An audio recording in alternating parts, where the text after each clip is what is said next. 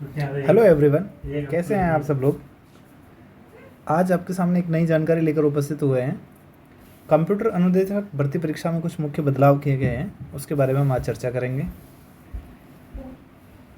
आपके दिमाग में कुछ प्रश्न चल रहे होंगे कि भर्ती परीक्षा को लेकर कुछ बदलाव हुए हैं, उसमें क्या क्या परिवर्तन हुआ है। कंप्यूटर अनुदेशक भर्ती परीक्षा में क्या मुख्य बदलाव किए गए हैं। इसमें पहला बदलाव क्या है कि इसका पाठ्यक्रम और परीक्षा नियमों में महत्वपूर्ण बदलाव हुए हैं। इस बार परीक्षा पैटर्न से लेकर ओएमआर सीट भरने के नियमों में बड़े बदलाव देखने को मिलेंगे और अगर अभ्यर्थी इनको अनदेखी करता है तो डिस्क्वालीफाई भी हो सकता है। अगले प्रश्न की बात में, परीक्षा पास करने के लिए न्यूनतम अंक कितने लाना अनिवार्य है। तो इस बार बोर्ड ने न्यूनतम 40% अंक लाना अनिवार्य कर दिया है और इसमें नेगेटिव मार्किंग भी होगी, राइट। अगली बात कर ले, परीक्षा कुल कितने अंकों की होगी और कैसे विभाजित किया गया है।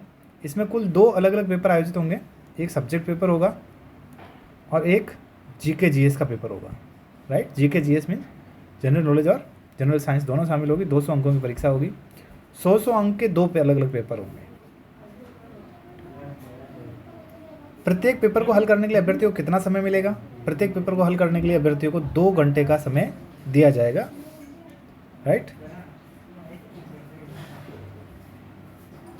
फर्स्ट पेपर भी 2 घंटे का होगा और सेकंड पेपर भी 2 घंटे का होगा।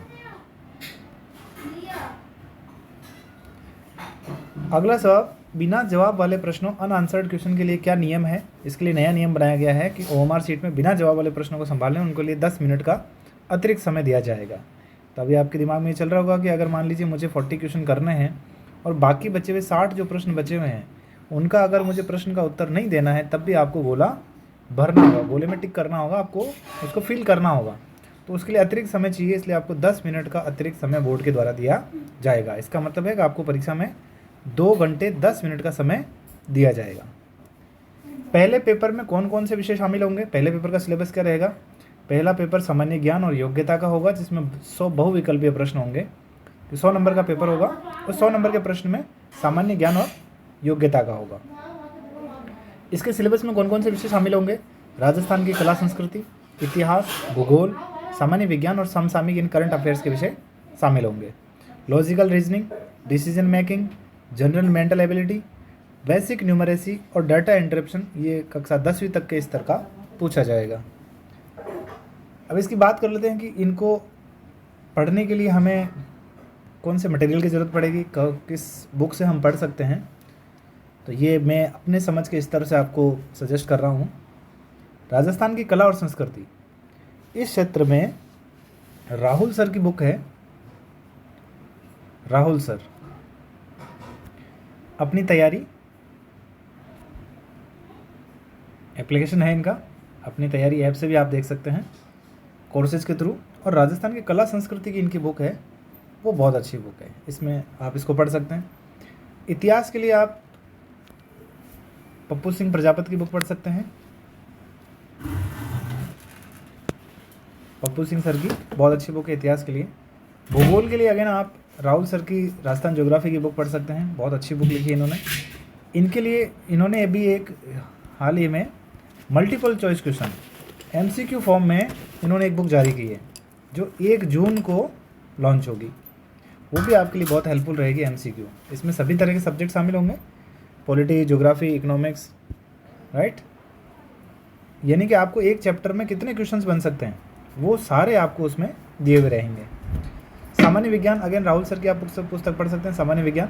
ये सामान्य विज्ञान की पुस्तक 1 लाइनर फॉर्म में मिलेगी आपको, 1 लाइनर फॉर्म में। यानी कि एक क्वेश्चन में कितने, एक चैप्टर में कितने क्वेश्चन बन सकते हैं वो 1 लाइनर फॉर्म में यहाँ दिखाए गए हैं। और एक चैप्टर में जितने, अगर मान लीजिए 100 क्वेश्चन बन रहे हैं, 100 क्वेश्चन इंपॉर्टेंट उसमें दिए हुए हैं, आप उसको देख सकते हैं। और 1 लाइनर क्वेश्चन जो होते हैं वो रिवीजन के लिए बहुत अच्छी बुक है ये। अगर मान लो परीक्षा में आपके पास 1 महीने से कम का समय बचा है या लास्ट टाइम में आप सिलेबस को रिवाइज करना चाहते हैं या आपके पास समय कम है, तब भी आप 1 लाइनर बुक को प्रेफर कर सकते हैं। करंट अफेयर्स के लिए आप, एक मिनट इसको थोड़ा हटा देते हैं।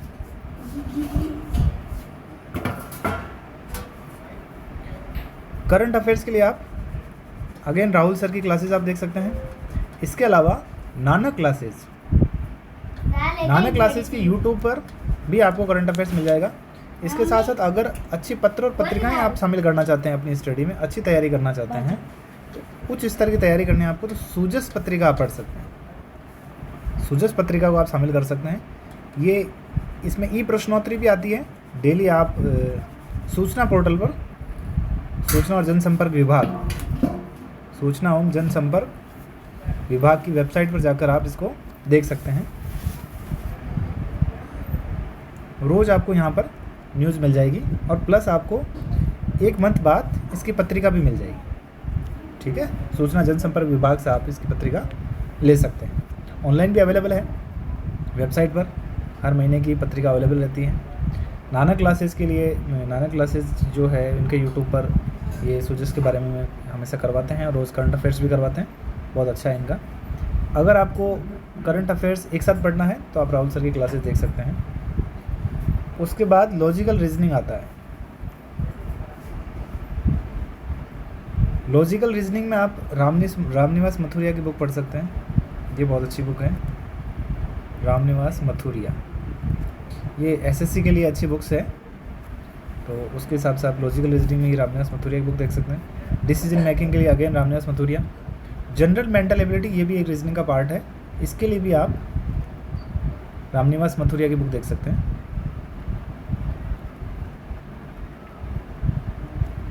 किरण पब्लिकेशन की बुक्स भी अच्छी आती है,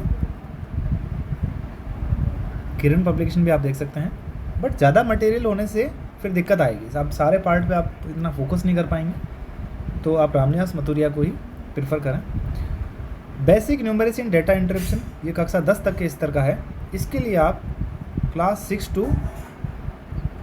10th इसकी मैथ्स आप प्रेफर कर सकते हैं, राइट, क्लास 6 टू 10th। और इसमें अगर आपको ज़्यादा, वैसे साइंस वाले स्टूडेंट्स को इतना दिक्कत नहीं आती है, पर फिर भी अगर किसी की मैथ्स वीक है और अगर वो 0 से करना चाहते हैं तो 6 टू 10th आप पहले एग्जाम्पल करें, एग्जाम्पल के बाद आप प्रैक्टिस करें, उसके बाद अन्य बुक के ऊपर जाएं तो बहुत बेहतरीन तैयारी होगी। उसके बाद पेपर 2 में किस तरह के प्रश्न पूछे जाएंगे। दूसरा पेपर तकनीकी और कंप्यूटर विषय, ये आपका सब्जेक्ट का पेपर होगा, राइट, जिसमें कुल 100 प्रश्न होंगे। इसमें विषय शामिल है पेडागोजी, मेंटल एबिलिटी। अब अगेन पेडागोजी के लिए आप धीर सिंह दाबई सर की बुक आप देख सकते हैं। कंप्यूटर तकनीकी विषय के लिए आप फंडामेंटल्स ऑफ कंप्यूटर, ये आपके सब्जेक्ट के पार्ट हैं। Programming fundamentals, data structure, DBMS और नेटवर्क सिक्योरिटी, इनके लिए आप, जैसे नेटवर्क सिक्योरिटी ये करंट का विषय है, इसके लिए आप अगेन वेबसाइट पे जा सकते हैं और वहाँ से करंट के डेटा के बेस पे ये क्वेश्चन पूछे जाते हैं, तो इसके लिए आप अपडेट रहें। केवल पुराना डेटा पढ़ने से कुछ नहीं होगा, करंट अपडेट से भी हम लोग जुड़े रहना है, राइट। और ये जिनको अगर इसमें प्रॉब्लम्स आ रही है कि हमने चलो BE कर लिया, BTech कर लिया और फिर भी हमारा सब्जेक्ट इतना स्ट्रॉन्ग नहीं है, तो मैं आपसे कहूँगा कि class 6 to 10th, 11th 12th इनके आप कंप्यूटर के सब्जेक्ट से पहले गुजरें, और उसके बाद अपनी बोर्ड की बुक्स अपनी कॉलेज की बुक्स और जो अच्छी सब्जेक्ट्स की जो बुक्स हैं उनके ऊपर जाएं, राइट। क्या ये नया नियम सीनियर और बेसिक कंप्यूटर दोनों के लिए लागू होगा? बिल्कुल जी हाँ, यह नया पैटर्न 200 अंकों का सीनियर कंप्यूटर अनुदेशक और बेसिक कंप्यूटर अनुदेशक दोनों ही कैडर के विद्यार्थियों के लिए लागू रहेगा। तो बात कर लेते हैं, समराइज कर लेते हैं इस चीज़ को। परीक्षा पैटर्न अभी बदल गया है, 40% न्यूनतम अंक लाना अनिवार्य है हर पेपर। इसका मतलब है कि 2 पेपर 100 + 100 अंक के टोटल 200 अंक का पेपर होगा, उसमें से आपको 40 + 40 80 मार्क्स लाने बहुत ज़रूरी है, अदरवाइज़ आप डिसक्वालीफाई हो जाएंगे। OMR या बिना जवाब वाले प्रश्नों के लिए आपको 10 मिनट का अतिरिक्त समय दिया जाएगा। तो ये हमारी जानकारी थी आज की बेसिक कंप्यूटर अनुदेशक में जो बदलाव किए गए हैं। आप सभी का धन्यवाद, तैयारी जारी रखिए। अगर कोई व्यक्ति परीक्षा 200 मार्क्स की है और कट ऑफ 140 मार्क्स पर जाती है और आप अगर 139 लेके आ रहे हैं और कोई व्यक्ति 39 ला रहा है दूसरा अभ्यर्थी, तो इसका मतलब ये नहीं कि 139 वाला भी फेल है और 39 वाला भी अभ्यर्थी फेल है। इसमें बहुत फ़र्क है, आपने जो संघर्ष किया है वो झलक रहा है यहाँ पर, और अगेन आप वापस अपने हथियार लेकर खड़े हो सकते हैं, दोबारा लड़ सकते हैं और आप वापस बाउंड्री को क्रॉस कर सकते हैं, राइट। एक नंबर कभी भी आपको कभी परीक्षा से बाहर नहीं कर सकता। आप दोबारा तैयारी कर सकते हैं, दोबारा संघर्ष करके उस सफलता को हासिल कर सकते हैं। धन्यवाद आप सभी को।